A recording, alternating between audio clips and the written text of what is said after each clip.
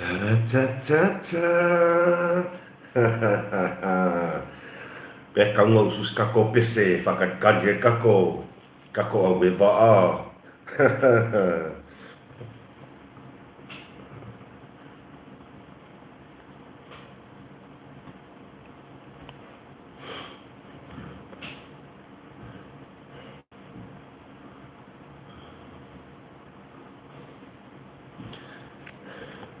Lui Kuayu, good morning malo soifua, selamat pagi.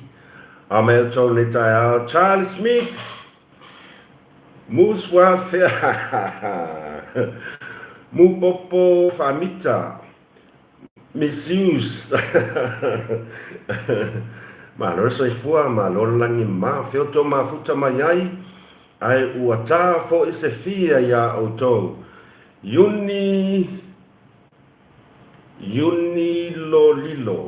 Uniloilo from California. Happy Thursday. Oh, sao.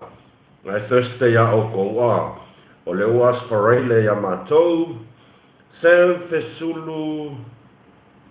Fesulu wa i Robinson. Talo fala malo soifua malo langi ma. O fiana te mafuta magai au ata fo sefia. Ile na vaenga o ke lope fala pasinga ma lo so fu manuia o lea ua la afarfitu ya matou tika o sa o e fale o ngolo swafa tika ma lo so fu manuia. Lennox, you from? I'm from here, Malaysia. I'm Samoan, but working in Malaysia. Not sure if you're Samoan or not. T Dao, long time, long live brother. Likewise. Lemma Fido, Maloso from Manuia T Duang, 1:23 p.m. in Hawaii. Oh, okay, Oko. Any updates from Samoa, please? There is no update, only to like just. Le tu la tasi lea e launa i le unga o lona winga toe oni 9 minute. Watching you from Auckland, 12 p.m. 12:25. It's 7:25 here. Fe kau le kako kaimi a e limai tu la se tato. Sorry, Moose, not miss. Sam Fesulu Robinson. Yeah.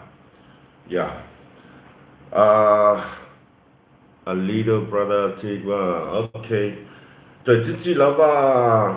To tele ta tole si de me po ma mai se unga le famsinonga Samoa. Ole tu la tasi la uli. A fita tu yai. Ole tana valu ne ya mato. Provo Utah, ya sea ma lo so foreman wia rona winga toi on 9 minute pe mas toi fast full minute ya no tato mawalola io stala mai Samoa ole ale unga ole ai ia tau manga fo i ol famasnonga pe o leva ona tali ai si o tato atunu ia ole si makuai po pole o lesi wa yaila ngona foi lele ole ita ole ita pe popole pe ya e kolongi fo ele ko ya se siava ngoa e kolo ola uma failanga 10:25 here in Sydney, Australia. Lemma Fido. Okay, 10:25 in Sydney. 10:25 kolikula anyway o tato fanga solo ona o lo iai fo inisa por kalame o fuafua mai tua I want to get a head job PP fatu pa ia malu o lo wo mai masani a mai si tato watu nu pele o Samoa i le nei vaenga o le tai au manuia. Ia o lea fo i wa mato wal fai mai whanunga le lei. I le alofa ma le anga le lei o le atua. e langona lava vi inga mal faftai fi fa fo ya tu ya te ya ona o lana tau singa o lana pui pui nga ya i tātou lana whanau o leo o tātou ya i le nei asa fou e wha popo yaso o tātou ola i le tātou whai ngā malanga i le nei fo i tau sanga o lea ua toe soli o le weekend nge e umai fo nei masina Apterila o le tātou tu vai tu yai ia e le mai loa lava mea te tupu e iai e le iloa e tātou mea te tupu i le sekone o minute te ua tātou atu fia fia Sabin Hunt ma lor soifua morning moose, have a nice day whawhetai te le lava it's 5:26 here in Utah whawhe ke leo ko Utah oi tasi mea o le aso tofi ya o tau o le aso tofi na ya o tau i le aso Australia ma tau leila le vave mako le ahead mako ya o tau ya o le malosi le tino o le mafofau a sidi lava la le nganga perise fale tulu good morning good luck with the program whawhetai te le lava whawhetai te le mafuta mai ya Telefa manuyanga fasoa mai le tua ia i tātou. You think too fast. I le aso ma le aso e le ngā tele ma le anō noa i le mawhai o na tō malaulau ina atu al tau au ona.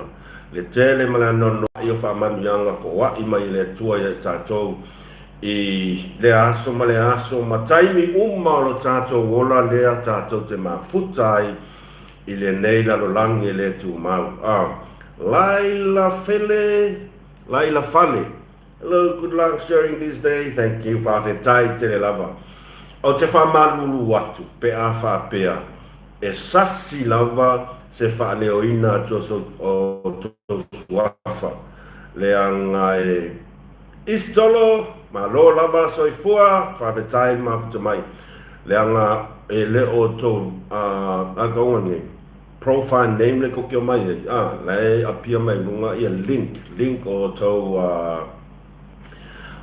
foi James and Sarah the man malo soifua o link le anu e tō YouTube channel ia whamalo whatalo whatu mai e tātou o malava mpa anga po whea lava o tō mafuta mai ai mai Samoa le tongo e whaisa uoga ngi kaia siaki aku ia alofa atu from le tongo ia American Samoa malo wa mai tauna ia o tō ia o New Zealand au kilani so o se mea o New Zealand so wale no nga se mea se tua New Zealand mafuta mai o tō e la ngona lava ele nei au na le whaanga e tia ma le whawhetai ona o lo tō mafuta mai. Codon Toli, hello from Hawaii. Whawhetai te lava mafuta mai. Wa te iau kako inga iai ngei meo o YouTube e a foi. E la ngona i lava whawhetai o nei au ala o saunia mai e a foi. Tātou te mafutai wake ia wai loa i lesi ma le mea lae la lai i make au kako i loa i po ka se fia i vea foi i Amerika whakaka i loa koe foi e vave kako aso i Amerika e vave haka i Amerika i haka ko whapenga whakaka i loa i foi e le tutusa umatai mi to tonu o Australia Paulo MJR malo whawhetai from Alaska vai. O ngai e mawhainga la fo mai meo green o a fo king crab ma meo o a fo ma meo sa mangi i ngai o ko ngai kele le mea. O ke ia o kako mafuka iama ma pewa o whaia ia tatou whaale inga ia ua avea le tūlai mai o vaenga o whaia le fast. Ua avea le tūlai mai o le vaenga o whaia le fast. Ma mea ua iai le tūlanga lea o le whealwhani. O le whealwhani le ainga le fast. Ua iloa i lesi. Ua lango ai lesi tangata i le finangalo lesi tangata make a decision to help your family. Make a decision to help your family. I'm not really sure what is that all about. I whawhetai te re lava. Ai ia o le mea masani lava ia tātou o le whamanatu ai le o se whaatonu o le whamanatu ai le se whaatonu ia subscribe, like, share, subscribe ka ko channel e whaianga e kango share tonu o lau YouTube e whainga e kango share ia ai pule la vala hau se sunga e le tai o na pule atu le ave taxi ia o tō ai na o se whaatala ula atu good health, may you be healthy. Whawhetai te re lava. Alofa anga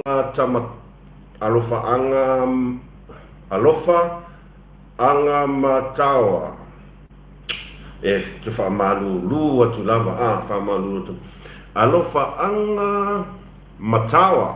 Ia, malofa. Whawhetai le mafuta mai. Whawhetai te re lava. La auto lango. I le whasoa foi ia male au nanga le nei au na whatau waa.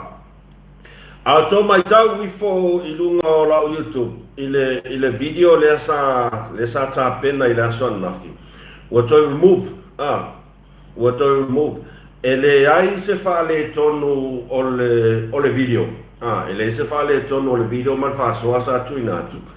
Ai ua waka popo le ua fau le mea le o sa putu mai o emaili mai le a fo le ngol mea mai le YouTube e wo mai ai ia whaonga ingo Kilipi to ai na Kilipi ia whaonga I lau porkalame e tūlanga le copyright whapea o sole ia o afo I mea o le whako a seki mai fo eri le YouTube pari ai koe a maka whainga sa uon Langa le safa o sa ofanga I ngā tu ia Kilipi I pokalame le le fionga pan mia maltustala. A kene se malo se fo manuia ma whawhetai te le Washington DC USA. God bless you too. Sene te nali Paulo ma lo lava se fo manuia. Ol melanga o pole. Ke wa ver ki dipinga ale saunanga la fionga palmia ma me ko fa le kongo e fo ya al mele ya I o le ke vai ko ala okay ya feel dai okay ya before views ai ele leva I mai le I fa pia o kango loko e su ele le ki dipinga kango sia ki le ki dipinga le nga o fa nga fa pia pe ese me ki dipile o fa le tonu mai e alai ona won mai o le YouTube pa e alua lau maka Kilipi ke I awa kaula wa ai I le loko o le loko ale ia tulovo ya whamalulu atu I pokalame ale a Samoa Entertainment o talamua pokalame la pipi I le loko talamua ia manatua foi o talamua lea fo ia faila to pokalame faila to pokalame o la to pokalame lunga li tu fa persole pe ya la or kamalia o kangolo remove ese le video famalulu atuai e ui lava I lo naua I le tu langa le na o le tele viewers ai esilia tu le se famous angale mu na I lo le koe fa le kongu fo ya ol mea na ia ngā fo ia vea malapata inga ia I tātou malava le ai e whao ngā ia Kiripia a isi vaenga e whau ia tau porkalami ia siaki ma mea wa ngā fo ia wakau whewe fui koe whao ngā Kiripi ai a whao ngā fo I Kiripia mantua ia ki lia ese mea nai ngai apia mai luma Kiripia o le local talamua whamalolo atu fo I talamua I lo whaonga inga o tō ngaluenga whita sa whaatino e ala I le whatata noanga male whionga pāmia ia ngā kua wa ese o se silo laka I mi ole ane koe a pia kulorko loko I lunga vai ke o kofa peo kiri makango vali le ai tātou tamo whai umalava Fai lava ma, hello, the news is very good. What is the news? Say it loud, please. I have a pen, very good. Awangi ka ua mai lunga I ke wo kangere umaka ko. Ke wo kangere umaka ko. Litia tuia po tuia. Ma lo lava so fo manuia. Mai pora ka ko news ngala sa wai longo mai. Le le ya fai mo longo mai. Fai a koi foi. Ai alis avape eles news le le. Ya. Awor ka ua mai o le o luma ku ila printer ke wa si ilunga printer e kong ina folo. Langon mere ni kai ni fo kwa o ia me. O kala ka ku ka mo ya. Like for ka ko fa ka ko il tato fa soa ya ma subscribe tato fa soa ya malanganga tumu fa alo. Ai fa pe te fina ngalo e avea oi ma mempa o le tato pokalami ye fai nga e kango e avea oi ma mempa ke join as a member ya ele fa marcia la mena pule la valo we are all hoping for good news, please. Yes, fa vai so malai ole toa. Ma loro so I fu manuia fa fetai te le lava yosea. Ma loro so I fu fa vai yes it's a phone postale le lei postala fa fia. E yai se auto e masani looking for a HRBP, but the parents are very nice. Rebecca, hello bro, I'm from Texas. Malo sa ifumangia. E yai se auto masani pe te sila fia pe yai foi se tauso o tanga ma se tasi o toa manu a se o tato o tunu ua ilonga fo ilana tautua ile awa tato o tunu o le manu sa moa mai le tele o tausanga ua mawai. E se auto e tau familia ile suafa lea lilo mariava ai e lupotea tau fusi sa lesa pe kako fa pupu tau fusi sa lesa pe olona suafanga sa longolongo wai yaso ye au tato tunu le au kapi fa va malo se tato tunu e se o ko masangi ai e se o ko e so tanga ia pe yai foi se o to sa to wa o nga fatasi sa via malako boyfriend yaso ia ala iki fai me va tamati yaso ia tau fusi sa lesa o le aso nafi sa fatino ina ai se sauninga alo ia was a special occasion Eden Park in New Zealand. O le sauninga ua ai ngoa Chose. Yes, he's a well-known player. Absolutely, yeah. Junior Polu from Salemua. Oh, okay. From Salemua. Jerry Melfo from Salemua. Oh, Jerry Melfo. O le mako kai mikong wanga mara kamo Jerry sole. Kalau kamu makai mikong wanga mas kamo Jerry Melfo. Ia tele Europea la New Zealand. Ngama kau New Zealand ilo kai waku dua femar var.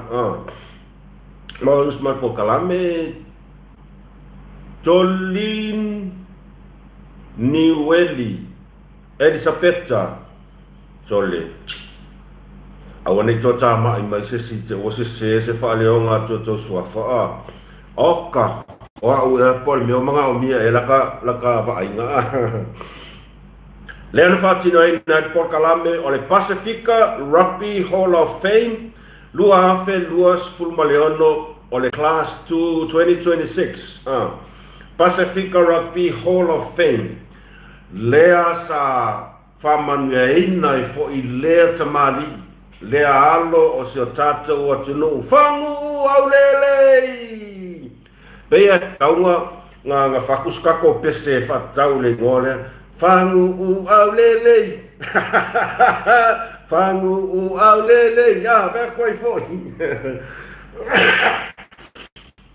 Lea la na fae e ai fai longa tau o loa e le afionga ya lilo mai yava ai e lupotea tau fusi sa lesa.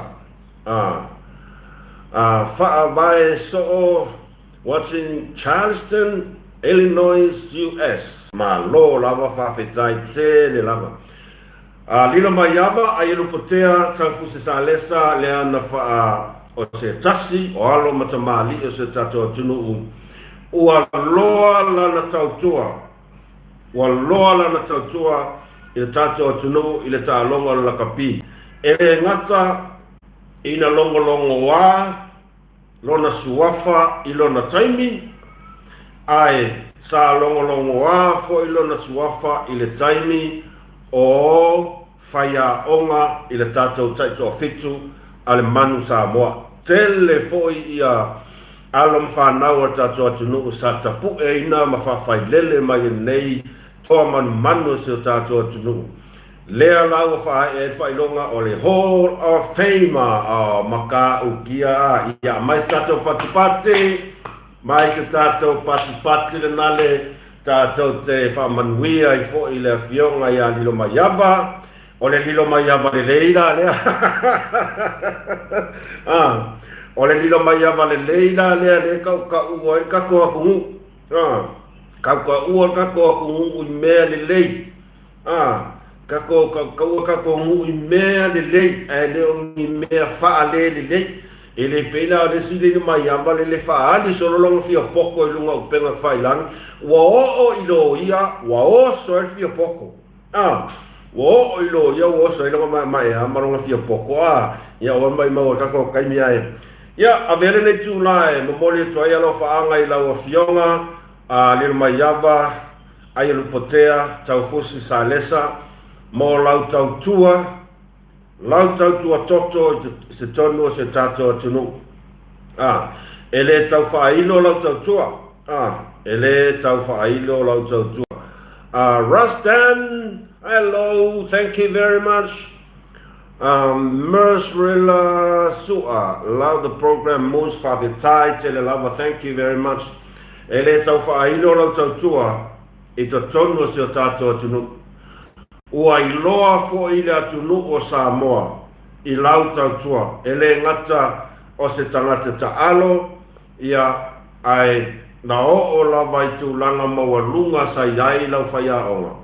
Leana ele ngalo ya au ya ele ngalo ya te au ya mato maftanga fo i ma le afionga ya lino maiava sa vea fo i ma ulenga le mato au il mato whainga malanga lea sa i tamiru sanga tele lava le Pacific Cup le sa whai Samoa mato whai malanga i Fiti ya ma whai malanga i Konga ia o le afionga ya lino maiava le tas le sa vea fo i ma se tasi o pulenga se o matou au o le te leo lana sao yes mo ta'a rugby star yes tasi iwa tolu sa o le lei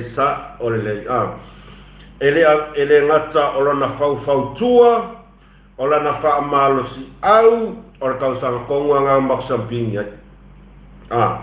tele le sao o le neta mari ia o te malama le lei fo ia i ona winga e le o se tangata fo i lea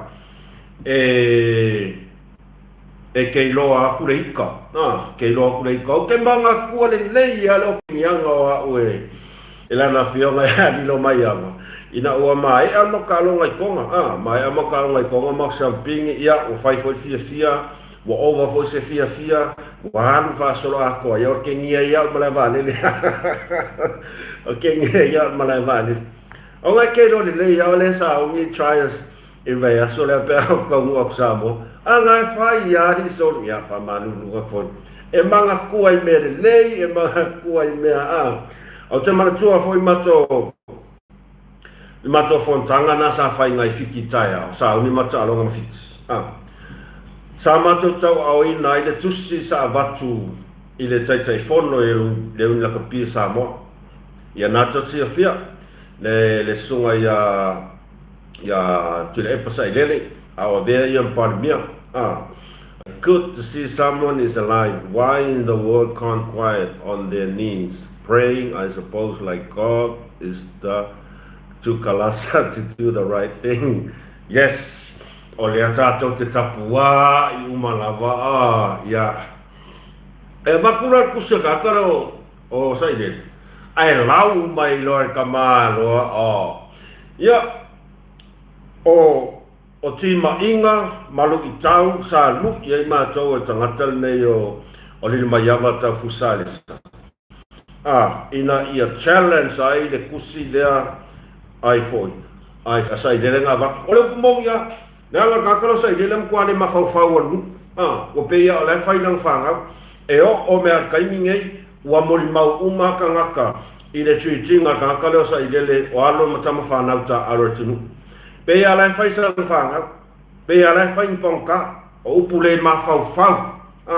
Ele ai ma se me ka o se fa malo si au kas. Ricky Jones ma lo sai fu manuia. Ele ai ma se fa malo si au se kasi. E ke fa longo aku ai. Pe asa ngoa mai sa ilele I kamaka alo. Mai fo se kusia sa ilele I kamaka alo. Ele ai ma se mea ka o se fa malo si au kas. Au ala kau kala nuko kam fasa lau le mo fai mai de ai mo ia lo ke mo mang. Nga ole o ke ngia ma fai upu fo yangai tasi lava le lui ala na fionga ya lilo mai yava ta fusi sanesa. Tasi lava. Ai ni ko loko, ai ni ko faku o e koe fa fo I umasa unoanga ia sa idele ianga ia. Brother, the courthouse is now closed. Se awa ko kau fa maka wa penga ngare keke ro ka moa se ya o ko se. Yo na e mana tua I la wala na fionga ia. Na o fionga lilo maiava ai lupotea ta fusi salesa ma lo lava. E iai foi se ona alo sa mato ta alo vatasi foi I le taito fito se tato tunu. Ia la kamo moken kere lo po feo ia la kamasot ai o le si fo I va lele nga sa iai nga vai kaimi le si fo I va lele nga sa ia te le lo pesa iai po feo na iai ia famna ia le tua fa tai tau tua se tato tunu ia o le nei fo tai me va tuai se fa fetai ia musman fa soa ia po sio wa tali I tato maftanga ona o le tele o lo sao I lo unei tangata whatawa. E le ngata ia te au, ia o seo tato au, ia tato maftanga mai le tausanga I luafe marfitu. Vi ia le atua I wha manuyanga ma ua tatau le wha ailonga tau o loa I laua fionga. Ua loa tausanga o lau tautua. Loa tausanga o lau tautua tau fusi sa lesa. Alikisiaki, thank you for sharing love from me. Okay, whawhetai tele, alofa tele atu from me. Fenika alama, ma lo lava soifua manuia. Ia, whamanuia le atua, fionga lino mai ata fusta lesa. Ia, whaifusi, whawalata al maftanga masio tama. Ia, soifua masio tama. Ele whapea lau whaiakua mea o la uatala o te whawhetai le tautua le alo le tunu. Watosi le silala iai Samoa. Watosi le silala iai Samoa le tūlanga le iai alo whanau si o tātua tunu. O aku I kua I ngā whailonga kau o loa ia o ka oi papongi kingi po la ka oi konga po la ka oi whiki. No. Le ka oi Samoa. La sisi mafala lai lunga suafa o Samoa, suafa pele o Samoa. Ele o lakfa pea o tau fusalesa o le ingoa tau fusalesa mai Papua New Guinea. Le ai suafa pele o Samoa. Le au kele o fia I le kala fasalau le fa mai anga le ai le mau Samoa ma ko kele loa. Ele mangong. Wai wa aila iai. O loo ma kila pea le tautua ne yalo le atunu. E ui ua tele tausanga o mawai talu o na tautua. a o lea lava e loa ai le suafa o Samoa. E o mai i taimi nei, a tātou to e tepa e fia tausanga ua tele ua tea tālu ana tautua mai le nei au nasi o tātou tunu. Leva, ngō ulai ki mai a pe ongo fiku vanu kausanga o whaalonga suafa lea. Tau fusi sa lesa. O mai te to fitu, tau fusi sa lesa, tau tua e au le tunu. E o mai kaimini ngei. O lo o ia sisi na pea le fua ma le tanga vai a le ingo ai. Papuangi kingi, po sainga, po ai. O le suafa pele o Samoa. Ele kai inga o malula o mama i wha makalanga lea whai mai anga le mang Samoa i le mangongi.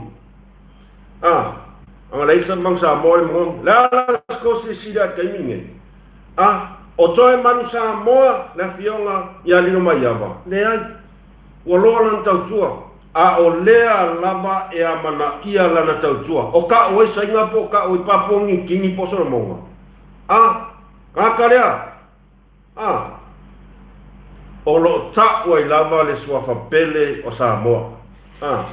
Ia kaukala i un fuafua o koe wha manga ni ngua nuku ke o whawhawa se maa. Too low lava Samoa. Too low lava. Kaukala fuafua la ia o whalonga kua la oso. Ke o oso masis kaimi ai pa ke kua vevena. Ia whamania tila tua la o whionga ni maiawa ai luputea. Ia, you deserve it. To be very honest, you deserve it. Ai, o lau tau tua ele mawhai ona whamasina se tas. Ia, tato o maina ia le tūlanga leo tera ngono nā ta sa tosi sila e fusu anga ia tamatia o ngai whai Samoa sole. Oka e se maka ngao ngi meo kengi ai fusu. E fusu lo mea i o kengi. E fusu lo mea i o kengi. E kasi are maki. O le asko. E kasi ar kou make. O le asko make, vai sko make poko e whai mai. E fusu lo mea i o tama i tai. E kasi ale make a kangaka. Tu lou lava le tu pao. Ai, o le mea whano no a e tama i tai o le a foi.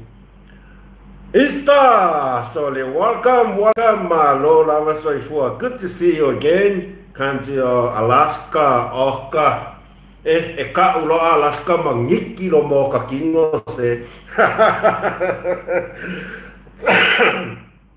Machawina nafile nise o misa fusuanga nise fana wa onga le universite ya na umon fa tala telo ya kota. O se tūlanga e mākanga kele le sisila le tunu. Sefo Nikolao sole makua i levanga alu nge kaka le whakakawa aia kua i sole. Ma lo lava uso whasoa, ma lo le alofa, ma lo whawhetai te le mafuta mai. Ta tonolo manu ia foi o le uso, ya ma lo, welcome back. O tūlanga e whainta i le vaai ma sisila, mai tau atu se tātou tunu. Le fe ai nai o alo whanau se tātou tunu, a o whanau to mai tai. A o le mepi to silin whanau no ai. O le whaatumutumunga lea o a onga i tu tonu Samoa. O le universitea o a o Samoa. O longa winga. E ke anu na ke a onga universite. Ua makua i ke le ale mele i. Toby Hooch. Most of friends, kama the reason. E ke alu loa ilungo le universite, olona winga, ua ke le mele i, o tēnau whai atu ua ato atoa. Ai, ua te le lau malama, ma ua te le tūlanga tau i le a oa onga, e mawhai ei ona e whaavase ngā, le mea e te tau o na whai, ma le mea e le te tau o na whai. Ia ai fwinga whire leingi aisa. Ai fwinga aisa. Whai a koe fo. Nga ngai aisa sare whai vai le asal masana. Ai fwinga, koe ngā mewa apea, ale maka ngāre maki kila. maka ngaru makirkila. Olo o ngā lue maripuno wa inai whanau. Mos kaisia la o me make ua fusu ya. Se so ia se Sabin Hunt. Ua walava le malama e whawasenga i me taun whai ia peitai. O le sia mea le kupu ya kako i oi whiafo. I le inveski. Se e ofu lo le konginga. Se peia ua. Peia la palasi mai le langi ma le lalang. E ngalo ia i la tau. Le tapua inga nei matua. Tapua inga ia o se tama. Olo o alu le sami. O whiorka ka whangoka ma tangata whaiwhaiwa. Le tangata le maulu. Ngā le pāua ngā luenga. Le whai e upo se tātou tunu. Vai. E wa ai aku lo skoi inga i siang whangau. Le ai whakau ngā mai ia. Pe whakau ngā mai. Vai. Awa whakau ngā me ai. Ngā le pāua ngā luenga e ulole ulu ai ulu ngale a. Ngā e ko ke sina fia. Ngā e ko ke sina fia le ia. E leo se ngā luenga whaingo fie. Ngā luenga nai mātua o lo whai i le aso ma le aso. O le suenga o se kupe au ia o le pili. Ai a whai o kou ia e o fufusu i le univeske le kokongi aku e le mālo kou pili e ala i le polo keki o le milionga. Aua. Ben whasavalu mālo sa i fua manuia. Whawhetai tere le mafuta mai. Courtroom bro who lives in Lemalu is the top of the head. The last one is the whai whapea nai ko ke o kou ia o ia i ko i investigated ko ngi polo keki kou pili. Vai. Awala whai a koe ngā aua. Ma whau le rumana i o na i tau a inga ia pe kau me i se kala e whai aku i tu ai ngā mionga i e whai mai ia ele na o le investe kene fo a le me pito sining whai tai o ka mai kai te ngā ngā ai aku au fusu mai whapea e kasi vea me lai fusu ai wa whai fo e lesi kala o lesi ai fe ua fai fu eles ai fe ua pu e se si aka ala nga boyfriend ma fe ko i fo pe ai fe ua wale pasi su e nga lesi ia nga lua fo i le fai kala mai wale pasi ale kisiaki. Please spread the word about the up because of the big movement of the puzzle. I'm going to go and say hello from America, Samoa. Wow. Spread the word about the up because of the big movement of the puzzle. O tele o malamalama tele. Mena wale pasi lo suenga lesi ala kula malesi le pasi kala ai karmai o ka se fia o le ala le pasi suenga. O nga me hapenga mole fela ula ua ikala. Ia saulo le fai mai ava le fai ngo kala la le amu le pasi o la suenga ke ia le fusu ai vai ale pasi la suenga au e ke alu fa fus fa ni lo wika ile fuki le uoles no ale pasi la suenga ko su e akili fa ni lo wika su e akili ai wa le fuki fo le uno ke ngira pasi la suenga Fai a koe foi o nisi na o mafuanga e tele ngā fufusu ai mea ngi o tamaha e tai. O ka se maa losi o kau mui fai e lesi kala o lesi o le mea le o le fai wō e le o se mea lei e le lei se situ pe a makua ai wha atua ina ma e trust tinga le lei la wō. Ale mea la le oso vale, io mea la ngai mo. Al fuki ngā ruo me fai. Le pasi sue ngā lea, boi, vai.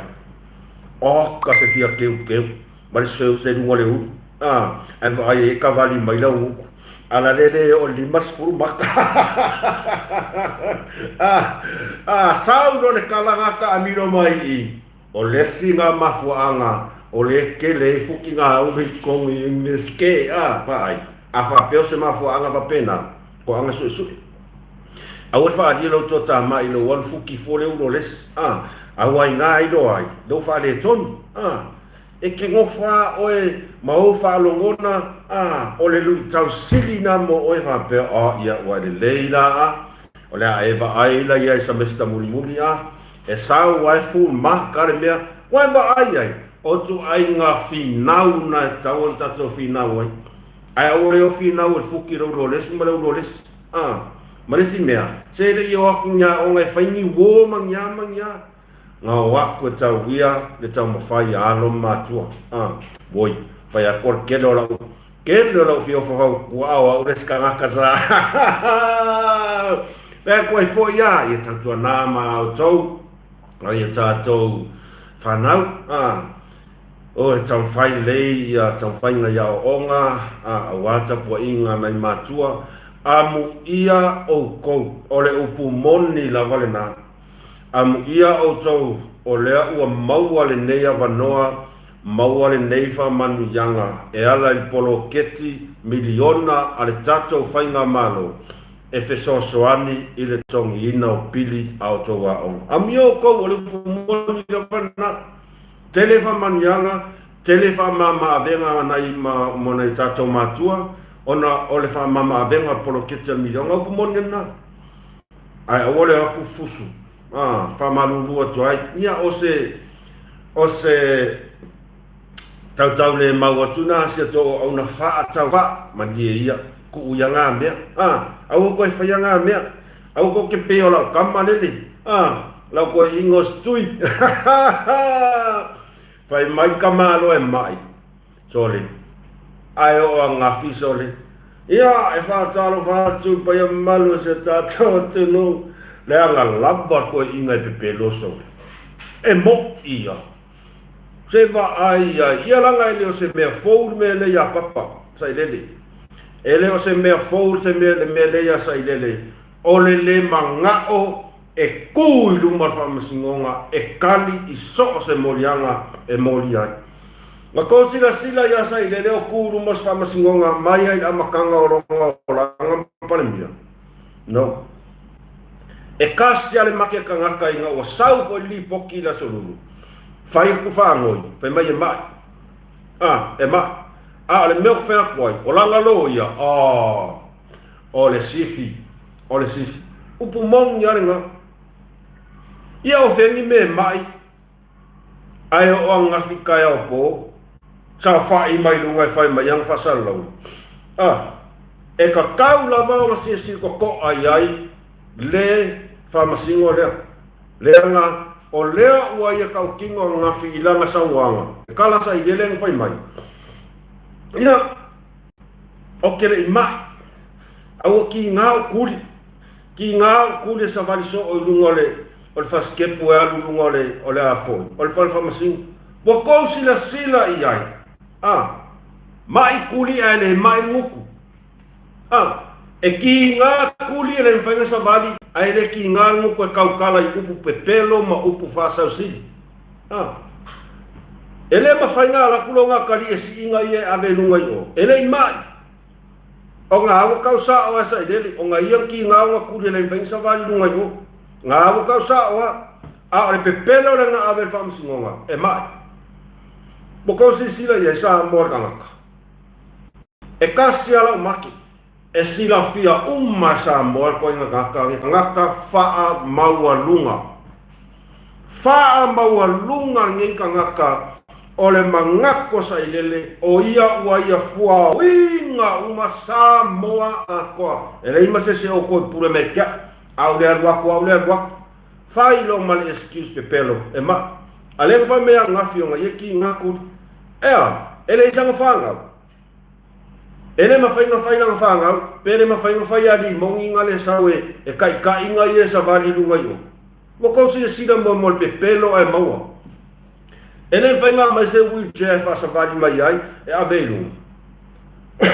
O ngā umo ni mau masa mo ele mai. Ele mai.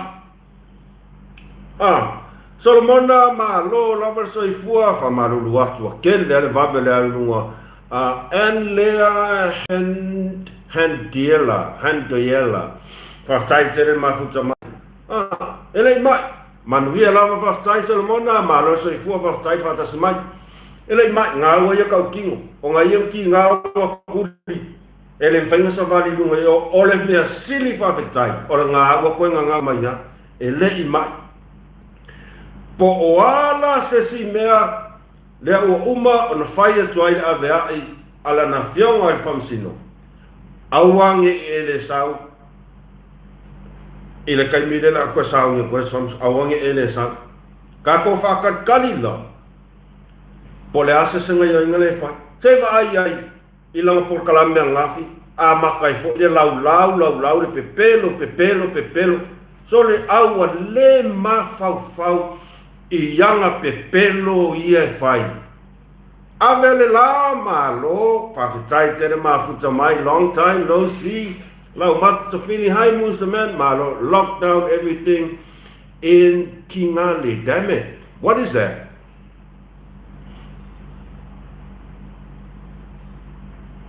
Kingali or Kichali? Oi merna. Lau le pelo, lau le maria koa ngawhirang porkalami, ngai ngofo le lei, o ia orka ngaka pe pelo, e le i mai, nganga koe nganga ilonga huku o ngā kuri ki ngā whaisara sole. Kala ngoa ka ngaka wha sausili, kau kala ka ngaka wha a sausili, o ke ofo. Ia, ora nā uwha whonga i whaile, ia who. Whamasino, karosia. Kako karsaria. Upumoni nga. Awar va ai mawala i kako le kuhu. Ele o ese kupu ali sa nene. Ele o ese kupu. Ia mai ele o efo ese Samoa, ele o vea sa ola ka. Ele o Samoa, au ke sa fa valea ka nga kole kuhu i au pepelo. Ai ke fia ke le lau le pepelo isi ka ngaka. O leo mako katkong, o le pepelo ngu merkas, esa o kulia tile pavaftai. O le pepelo papa lea nga o mai ia nga o nga afo. O le pelo sa kang, nga o mai astui. O sa o mai pelo astui. Maria Maloso i fumania to appear in court. He's a professional con man. So I like to say things. Pumong yan na uto mo mausa mo e pepelo. Pepelo ilunga oles pepelo. Ngofola yama mayang pepelo nga. Kakia i umay oma riyai ile afiong at palmia mananafay nga malo. Yan na uto mo mau na uto sila tu yato ina. Ele o setangata ele fa mai ko inga yang skait ele fa mai ko inga yang skait ole king pelo malo papa se ponga lo ko inga so kama lo ele ma ya kinga va sa vali ngoi o aire kingan ko sa kau fa mai kau fa le anga mar pelo mar kau ku is ka ko fo tatom ta opi mululi se fai kasi a kuala lau kala i kanakangi o puloku mo wake o le ai moele me Australia ma mai fea kua whārea se fai a kuala sau kala i kua whārea o kanakangi Kangakange sa makua ilako sa mala mai lava le pepelo o la auli mafaufaunga ala auli en malia koa. E ala ile se fulu miliona a sa fatalua.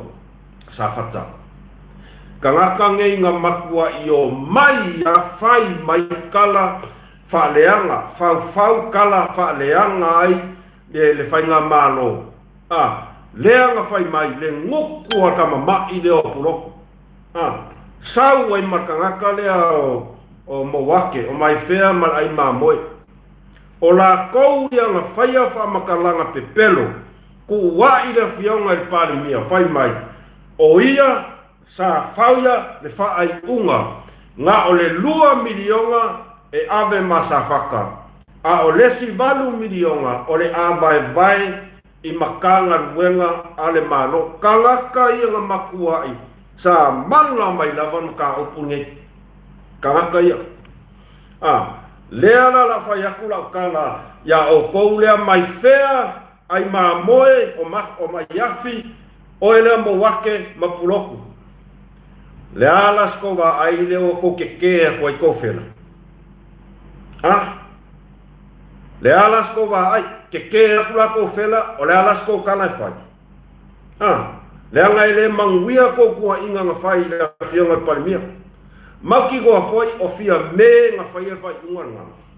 O fia me e mai kongo al se 10 milionga o lo o iai le fai nga malo kausi soli kula fongo ale minority le al fafinge le o fia me. Le fafinge le alele lafi mai kua isi fau leanga. Nea, o fia me ko akasi malanga minority nga faia i al fai unga le nga. E ave nga le 2 milionga ya sa whaka. Le 8 milionga e kufa vai ka nga luenga malo. O inga whaia karanga o fia me malanga minority. E le i whaia e se sunga i lau le manitoa se whai unga wapenga. A nguku o inga sauai. Nguk mua mai alka ngakalo pulok.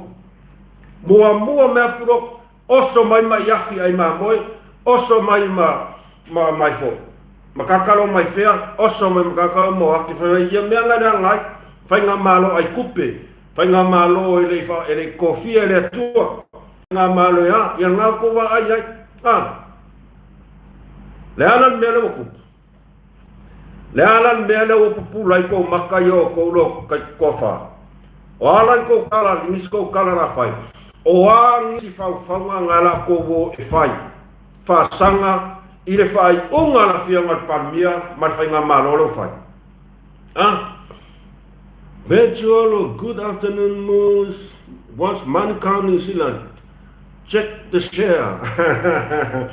Thank you very much for tuning in. Thank you very much. O dala sisko mea na whai.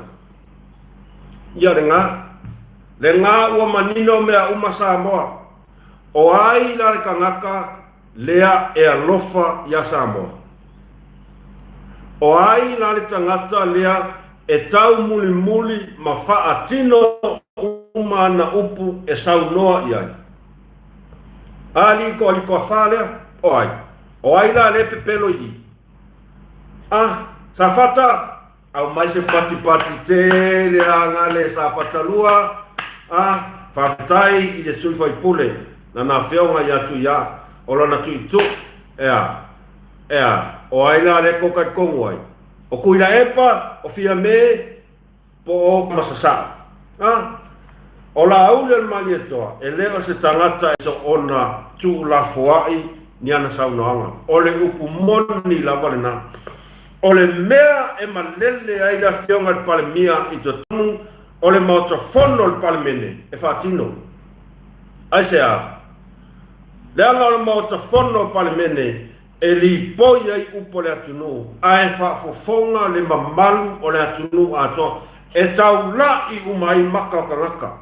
O lona winga, e ke le aluaku i kokongu o le maukafonga o le palemenge, e songa ku ula foa i e ngiau kala le mawhau pe o limongi, o whamakalanga pe pelo, pe o kule epa, ongi upu wha ole pe o fie me, le ai.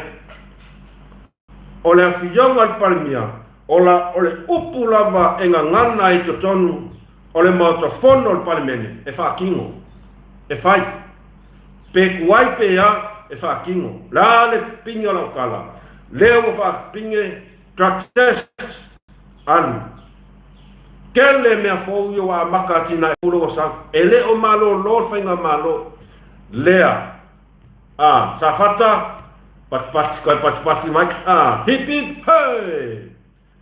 ua tu usa o atu lava le se fulu miliona I lima o tangata sa fata. Sauno manino le fionga pania. Ngaka ua kula I kongo whainga malo sui lo. Sui lo meanga ave ngā 2 miliona. O ionga fiane. Na na tau nu o atu al whainga malo I kongo whai mai lo me le fionga minsta tupe le. Se mea wa pe ngāri. E le wha pe a mais fulu miliona e a foi. E pakingo ia ai foi. Ia sa whaka. Ai mai ave vai imkanga wengan malo le ai. O sa whaka le ngā pakia. O longa ngā tai whale lai, o whale a ngai ngan whakama ia. O le mea lea, o le se full miliona e patino lava ia sa whata. Ngā kupu, yes, ale wa kupu. Lele ua sau lunga o penga whailangi, whawhetai lana whionga palmia, whawhetai ia le mamalu o sa whata, le alalwhanga sa whaka. Ai fo, vai o kou ia au whai kala ia mai sa whaka, e ku sa au kuar kala. E ku sa au kuar kala. O kou ia wa e iai foi ka ngaka, ngā whaia ka kala leanga, kau wha leanga le malo, kama ia le hero pipi. Wa ai o kou ia, kou lau te pelo la au le mali toa.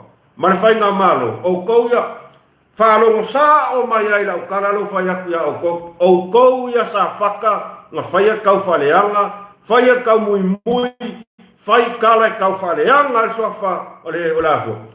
O le fast mal hero pipi. O kou ia sa kau ia sa ilele. Paki na ia. O I fola e sa veu umal kous full milionga ngani. Sau noa manino na fionga I pale mia. O le se full milionga e ave limo sa fata. Oka. Toi mai pale mia. O lona winga pe a Mase afe tala al tangata totas. Afe montupu tala. Oka. Sa whakai. Nga kupung me whapenga ia oko. E whaiora lako as 1 milionga. A lako pono ke 4 milionga. O aila le uko karkongia. O aila le kangaka le a safa bale. Lo toto wha mo to finangalo. Mai le kele o kausanga. O ai. Nga whaia sa ilele ma le hero pipi ngi mea whapenga mo lo to tu malo. Tu lou lavat pa ia malo le tu malo. Nga whaia le hita pipi? No. Nga o le whabalea o kol mea whai. Whabalea. Ia oso mai ia lau sususu. Ma le au kau ia sa ilele. E o kou ia palo kou ma hero pipi. Nga mau kou mea? No. E au kai mingei. Fafa le si milionga I ngua le si milionga ia whawhetai ia e le tua whawhetai whai ngā malo ia awane I le fionga I pale mia man whai ngā malo se vi inga ai ia whafo I le vi inga I le tua ona ua ia whiriwhiria se tai e alofa moni ua ia whiwhilia se tai e savali ia na upu na whai e le ngā whaalele. Anga le malo nge ia whai ngā maloa a lau le mali atua. Ai longa e mauas kous 10 milionga. Upu mong ia ngā le anga o lea sa whaalele mai I lunga e fia me. Ngā le 2 milionga kou me maua. Ngā le 2 milionga. Anga ku mai le hero pipi e mauar kous 10 milionga misi a koa. Mo ia nga. Anga ku mai le supo e mauar kous 10 milionga no way. O ai nga suia uma ia fai uanga. O le laau le malietoa malafai nga malo. E tau nuu mai te tonu fai nga malo. Wa ia fufuanga nga. 2 milionga o kou, 4 milionga mkanga ruenga malo. La me fai lau le mali toa mana fai nga malo. No. Ele se kupia o kou. Ele o se 10 milionga makanga ruenga malo. La ia kupia ye fanganga mol makanga ruenga malo. o le se fulu milionga o le se fulu milionga sa faka e le se mea ala afo la pala i fu e sim kanga ngal malo le kupe nga au mai ku usao i lima o sa faka o la kou le mafakia le va alea e ala sko fa fonga li sa faka e ala sko fa fonga li sa faka momor kangaka e kau kala i le ami o kongu mawhai mea sa ele ato atoa uma se tangata ele ai ma se so ka kou le lalu langi ni ngei e a ko a koa langi le leiro pati ma lo lava tae au fautu le epa ma lo lava whawhetai te le Kid McFall hello whawhetai le mafuta mai wha malulu atu wal wak walo mai mai a o wa kere ngoi foi lunga ngai ngo kalo fai vai au toto ta mai au toto ta sa fata ia toti matale e yesi se o ko e ko e suise me alo e ko e paloka tai ko e fu o le ngali ma ele umai e yai foi le si me alo fa awau mai i le whainga malo New Zealand nau tato mon mauma ia wantira ia sa fata ami oko ka fia sa faka ka fia sa faka la maua ia o le sika ngaka ia ele io o a se sami ia ngalo maura nga Afrikala afe mon tupu tala Samoa from American Samoa wow matauna ia oto ta tono lo manue bien nai tu o se tato tu no America Samoa ma lo lava so fu manuia no sai le mari ngo is a true Samoan really okay he's a true Samoan makamata tu live mau from the courthouse okay atone mau mai na se report tu langana na ele ngata la ile se fulu miliona leo watu lima atu au o sa fata o lea fo i wa fa manuia si umu ya mai masko paki fa miliona Carl Michin Nikau oka sorry wa expensive au ko sua fa sorry fa miliona mo si umu e kupul mea ngape ang kuma hero pipi as umu e kupul mea ngape ang aku mai ye fia mesi umu menge a fa vavau ele se me kupu ko ke fiu ko ke fikangisi sa fai ngei kala kangakare ko fa ne pe mai alan mena ave fu kupe as umu ya ai ave sa ol milionga ia safaka kangaka ngi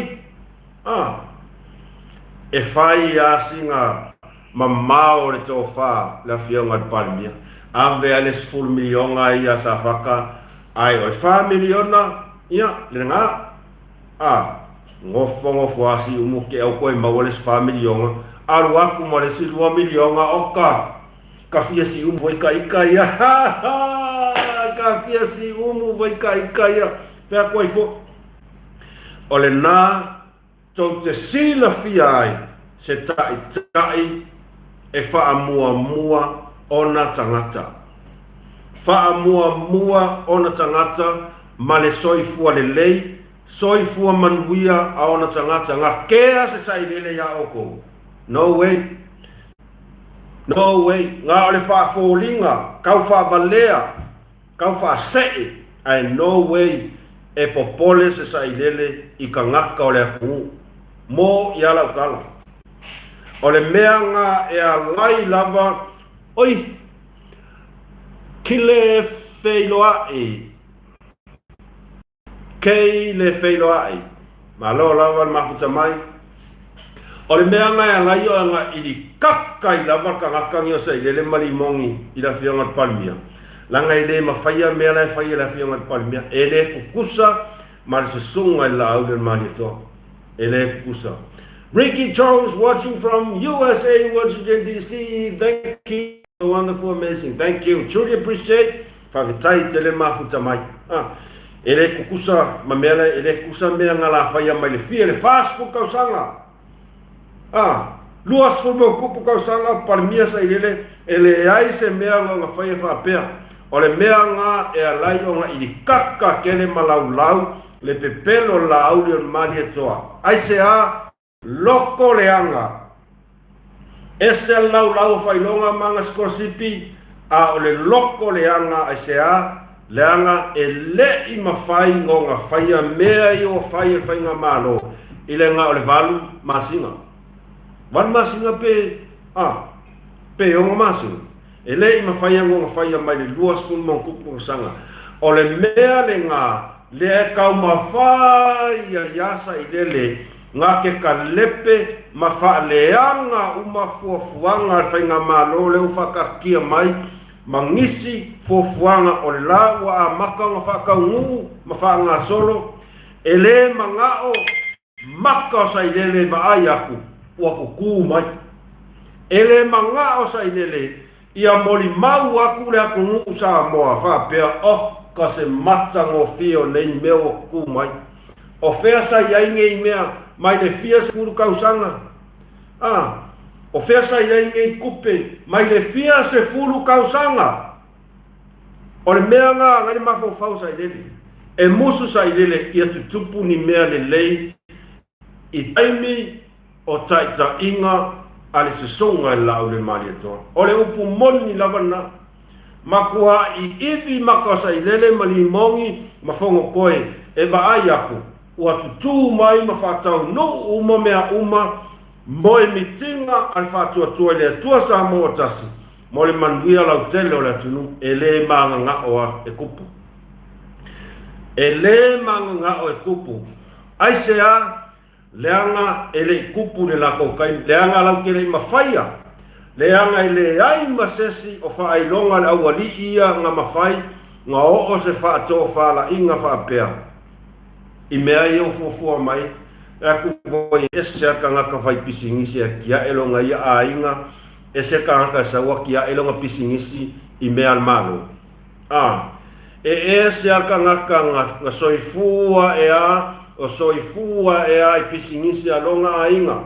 mai lima o na matua o tupuanga mainga ese ka ngaka sa kongsu e nga mea manguia ronga ainga iafo le aku ole ese ngana nga langa len kau kala ia ifo sai deli le fai sa o sa deli ala ge mako o e fai o pisingis awa o la pisingisi o sa mo e be pelora la kala len fai or kalanga sa dele nga fai or kalanga sa dele nga fai o la pisingisi o sa mo ia wantira ia e fanga nganga i ngare mea i lea e o soifo e fanga nganga sisi e laku o le mea la ngale o tula i mai si umu masafata patipatia ma ai la ia le na manu o whawhetai le whainga malo malana whaatou whala inga o le nā wa sauno manino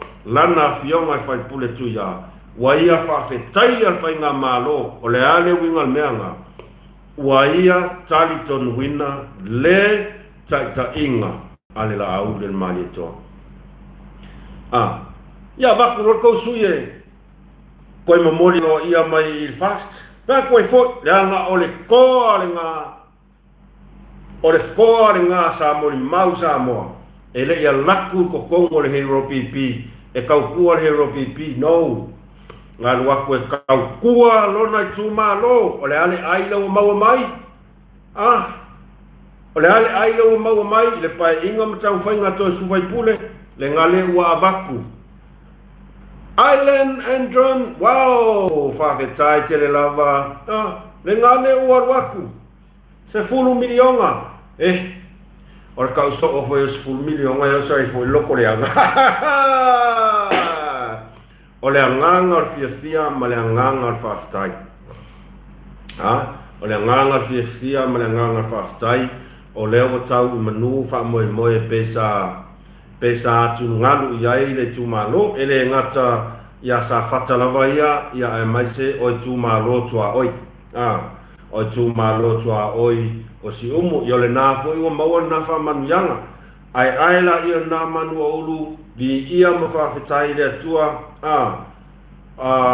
o mea ni lei o tau mawhai ngā malo e le mo se vi inga whai ngā malo o lo o alu lava masosolo fofuanga whai ngā malo i ta iala wha maoni i mea e ta tau o na whai e le whai ala mo se la tau vi inga ai o lo whai mo le vi inga o le atua ona o le alofa moni i ona tangata e o le alofa moni o le tangata ia whakatai malo o sa ia sa whaka masi umu ia a tonu o le aveale na ma mea e toi ti mata i le upena toi li riu le tō whapea o ka lo whai i le sunga ia la au le mali a koa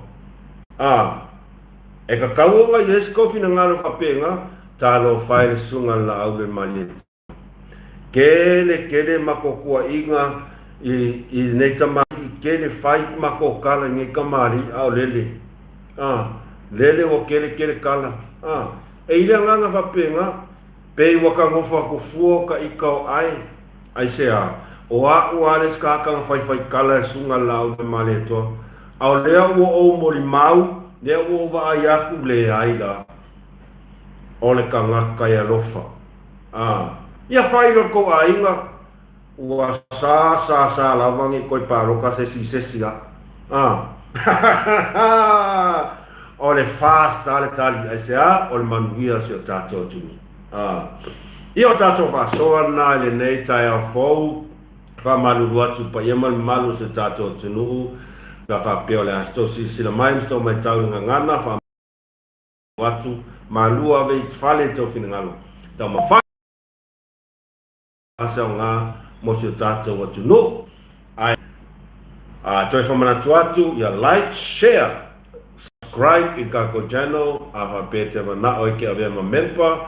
Thank you very much Island Andron for being one of the first member, truly appreciate fa ka tele lava fa manuia tele le tua ai fo ile ngol mea manuia tau mango ne yaso mo na fufuanga ia olea afar valu ia te matou a tol le tula tatou whasoa wha manuia le atua tau manga umatoe ai mo le jaminei tatou tapoa ia le whai unga o le whai ngā pālota o le lava le whai unga whai mai e le surprises kere ke ifo kere ke ifo alofa tele atu mus ma le whasoa mo o tau malava tere makase